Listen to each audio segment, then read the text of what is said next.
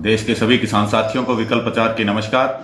साथियों, जैसा कि आपको मालूम है कि राष्ट्रीय किसान आंदोलन देश में लगभग शुरू हो चुका है, जिसमें पूरे देश के किसान एकजुट होकर अपने अधिकारों को जानकर केंद्र सरकार से एक बहुत बड़ी लड़ाई लड़ने जा रहे हैं। जिसके लिए हमने निर्णय लिया था कि हम देश के विभिन्न भागों में, विभिन्न राज्यों में जाकर प्रत्येक किसान को उसके हकों के प्रति जागृत करेंगे, हमारी मांगों से उसको अवगत कराएंगे। लेकिन कोरोना काल के कारण ये आंदोलन शुरू भी हुआ, हम राजस्थान के कुछ जिलों में भी गए, लेकिन कोरोना काल के कारण अधिकतर जगह परिवहन व्यवस्थाएं जो है वो बिल्कुल बंद है, जिससे कि गांव का किसान जिला स्तरीय मीटिंग में भी नहीं पहुंच पा रहा है। अतः जब तक परिस्थितियां ठीक नहीं होती, ये हमारी सबकी जिम्मेवारी है कि हम अपने अपने क्षेत्र के, अपने अपने गांव के, अपने अपने जिले के किसानों को इस आंदोलन के लिए अधिक जोड़े। आंदोलन से जुड़ने के लिए या किसी व्यक्ति को जोड़ने के लिए हमें हमारी आंदोलन की मांगों को उसको बताना होगा, उसके बारे में खुद को पूरी जानकारी होनी चाहिए। तो आज इस वीडियो के जरिए मैं आपको राष्ट्रीय किसान आंदोलन की प्रमुख 4 मांगों के बारे में बताऊंगा। हमारी सबसे पहली मांग है फसलों और पशु उत्पादों के लाभकारी मूल्य। जिस प्रकार फसलों की बात करें तो फसलों के लाभकारी मूल्य जब गणना की जाए तो उसके अंदर भूमि का किराया, जो किसान और किसान की पत्नी रोज खेत जाते हैं, उनकी दिहाड़ी उस लागत के अंदर लगाई जाए। इसी प्रकार जो बीज, दवाई या सिंचाई का खर्चा, डीजल का खर्चा आता है, वो खर्चा लगाने के बाद उसके ऊपर सरकार लाभकारी मूल्य किसानों को दे। तो सबसे सर्वप्रथम मांग हमारी है कि जितनी भी हमारी फसलें हैं, अलग अलग जगह अलग अलग फसलें होती है, तो सभी फसलों को, चाहे वो जीरा है, चाहे वो मूंग है, मोठ है, धान है, गन्ना है, रबर है, मसालों की फसलें हैं, सभी फसलों के ऊपर सरकार लाभकारी मूल्य की गणना करके किसान को लाभकारी मूल्य दे। और जितने भी पशु उत्पाद हैं, चाहे वो दूध है, चाहे वो घी है, चाहे वो मछली उत्पादन है, चाहे वो झींगा उत्पादन है या पोल्ट्री फार्मिंग है, उनके लाभकारी मूल्य किसानों को दिलाने का काम सरकार करे। हमारी पहली मांग ये होगी।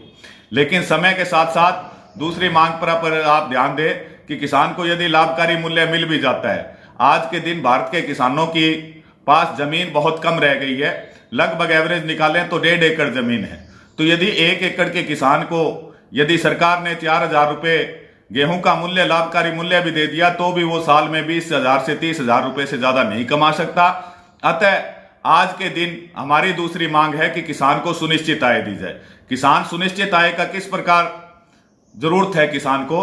जिस प्रकार देश के फौजी को तनख्वाह इस बात की मिलती है कि वो देश की सीमाओं पर देश की रक्षा करता है, डॉक्टर को इसलिए तनख्वाह मिलती है क्योंकि वो देश के जो मरीज हैं उनके स्वास्थ्य का ध्यान रखता है, मास्टर को इसलिए शिक्षा मिलती है कि वो देश के बच्चों का भविष्य बनाने का काम करता है। इसी प्रकार यदि आप किसान का काम देखें तो किसान जो भी सब्जी, फल या अनाज का उत्पादन करता है वो अपने लिए नहीं करता है, वो उत्पादन देश के प्रत्येक नागरिक के लिए, फौज में व्यक्ति है या जो देश का आम नागरिक से लेकर नेताओं तक का पेट भरने का काम यदि कोई कर रहा है तो वो किसान कर रहा है। यानी वो अपने लिए काम नहीं कर रहा है, वो देश को भुखमरी बचाने के लिए, देश के लिए काम कर रहा है। इसलिए सरकार पूरे देश के किसानों और मजदूरों को, जिस प्रकार सरकारी कर्मचारियों को सबसे न्यूनतम आय दी जाती है ताकि वो अच्छा जीवन जी सके, इसी प्रकार सरकार जो है किसानों और मजदूरों की सुनिश्चित आय निश्चित करे।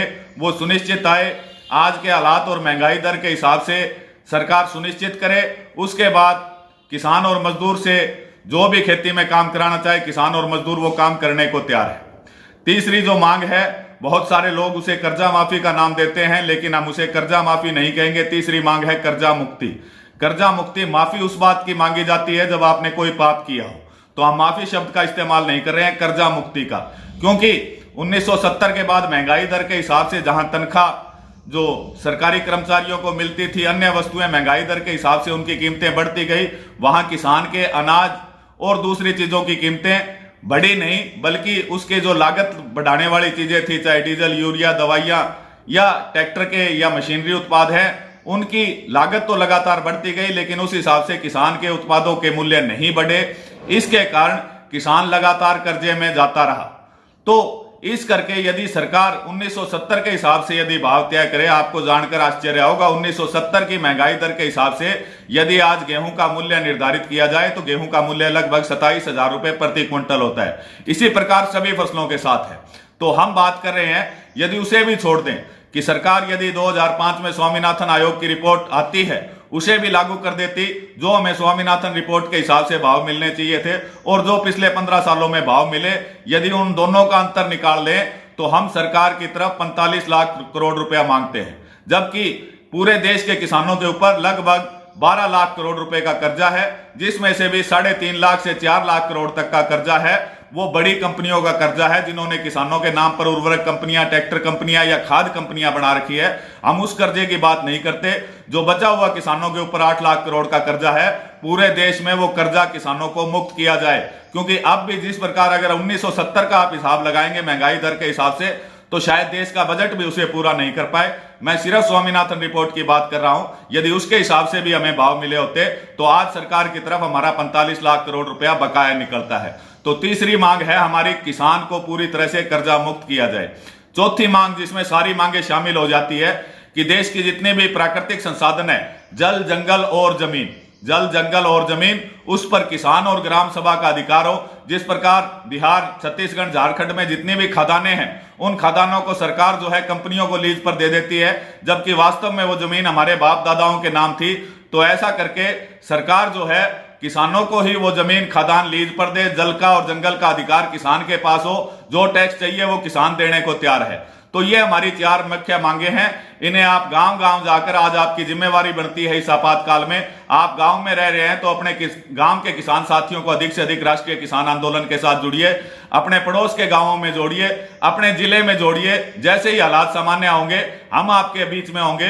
तो जो भी साथी राष्ट्रीय किसान आंदोलन से देश के किसी भी भाग में जुड़ना चाहता है, वो मेरे मोबाइल नंबर 80-531-02100 पर अपना नाम और जिला व्हाट्सएप करें, ताकि आपको इस आंदोलन से जोड़ सकें। तो सभी साथी इस आंदोलन का अधिक से अधिक प्रचार करें। ये जो चैनल है, ये चैनल सिर्फ किसानों का चैनल है, तो इसके लिए आपसे उम्मीद करता हूं कि आप इस चैनल को अधिक से अधिक सब्सक्राइब करें और इस वीडियो को अधिक से अधिक शेयर करें। धन्यवाद।